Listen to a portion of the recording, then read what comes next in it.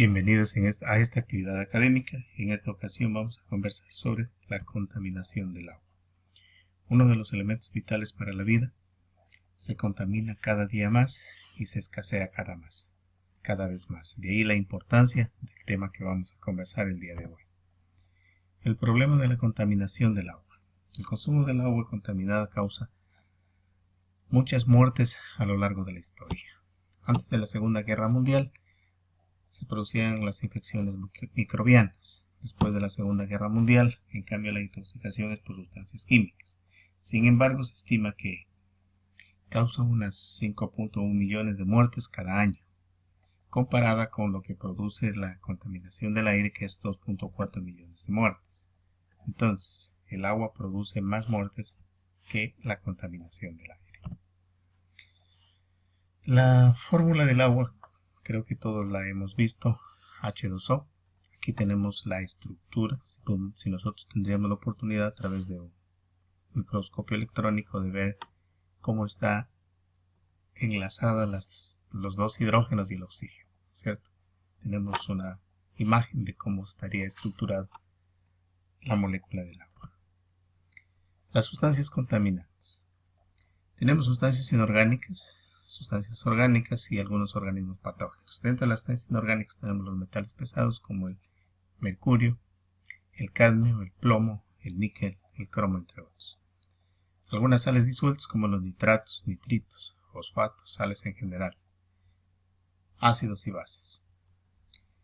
Las sustancias orgánicas tenemos los hidrocarburos, solventes, pesticidas, compuestos orgánicos persistentes. Y los organismos patógenos tenemos las bacterias, los virus y los protozoarios. Tenemos aquí el ciclo del agua. Vamos a iniciar cuando el agua está contenida en los océanos. A través de la radiación solar pues se produce la evaporación. Luego el vapor de agua sube y se almacena en las nubes, ¿no es cierto? Y luego donde se produce la precipitación a través de la lluvia. La lluvia pues va a alimentar los ríos, los lagos, los acuarios, el mar. Y también se producen las filtraciones a través del terreno, las aguas subterráneas.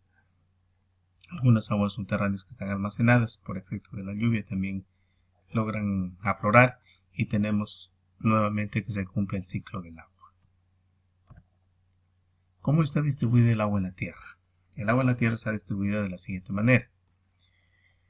El agua salada, que generalmente está en los mares, ¿no es cierto?, representa el 97%. Y el 3% es de agua dulce. Este agua dulce pues está en los casquetes polares y glaciales y el agua subterránea. En los ríos, quebradas, riachuelos que lo podemos encontrar. Dentro de esta agua subterránea tenemos también los pantanos y los lagos, ¿no es cierto?, que es un agua superficial que la podemos encontrar. ¿Cuál es el uso del agua? Tenemos un consumo directo, un consumo doméstico, urbano y rural, industrial, producción agropecuaria, un consumo indirecto como la generación de energía eléctrica, la acuicultura, la recreación y estética, navegación, minería y otras actividades extractivas.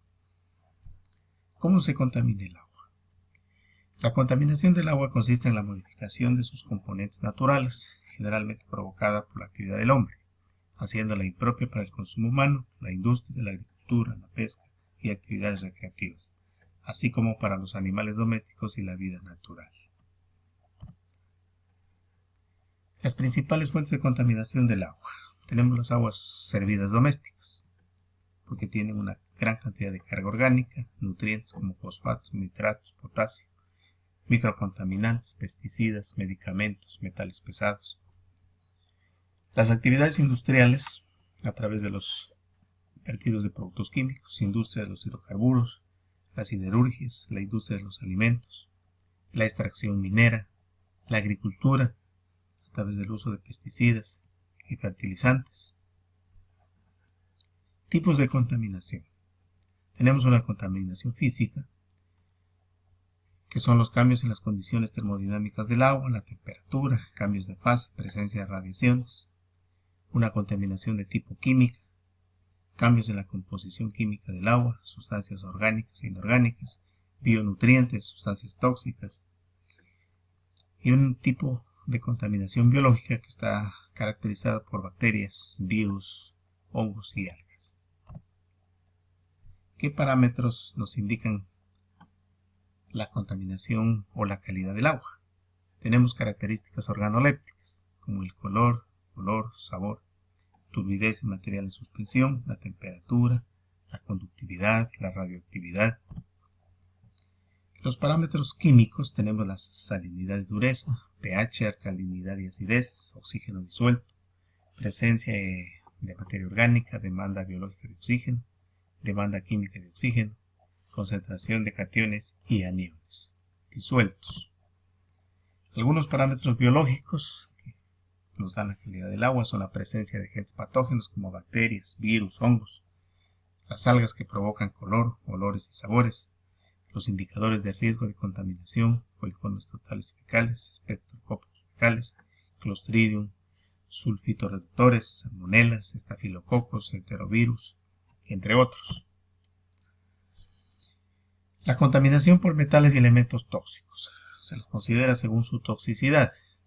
Son modificadores de las características físico-químicas, el calcio, el magnesio, el sodio, el potasio y el aluminio. Los elementos no deseables, principalmente el hierro, el manganeso, el cobre, el zinc, el cobalto, el bario y la plata. Los elementos tóxicos, el arsénico, el berilio, el cadmio, cromo, mercurio, níquel, plomo, antimonio, selenio y vanadio. Aquí tenemos una frase que nos dice que la dosis hace el veneno. Depende de la concentración, ¿no es cierto?, para el grado de toxicidad o de contaminación, en este caso, de las aguas. Otro punto importante que debemos considerar son la contaminación por bionutrientes. Y dentro de esto tenemos la eutrofización. ¿Qué es la eutrofización? La eutrofización no es otra cosa que cuando en un cuerpo de agua dulce se hallan nutrientes en exceso, se facilita el crecimiento acelerado de plantas, algas y otros organismos fotosintéticos. Los elementos limitantes del crecimiento son el fósforo, el nitrógeno y el potasio. Los demás elementos están presentes en las aguas. Las fuentes de aguas hervidas, drenaje de terrenos agrícolas, detergentes, residuos industriales. Estos nutrientes son movilizados por la acción del hombre. Aquí tenemos algunos ejemplos de eutrofización. Decimos que generalmente son descargas, ¿no es cierto?, de las industrias a los cuerpos de agua, en donde se produce un exceso de materia orgánica, de nutrientes, y se produce una eutrofización. Los contaminantes orgánicos, principalmente decíamos que son las aguas hervidas, domésticas, comerciales, procesamiento de alimentos.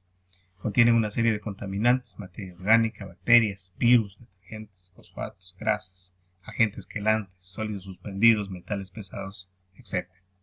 Las aguas domésticas generan un 70% de la carga contaminante de las aguas urbanas. Eso es todo lo que quería contarles sobre la contaminación del agua. Los espero en una próxima oportunidad.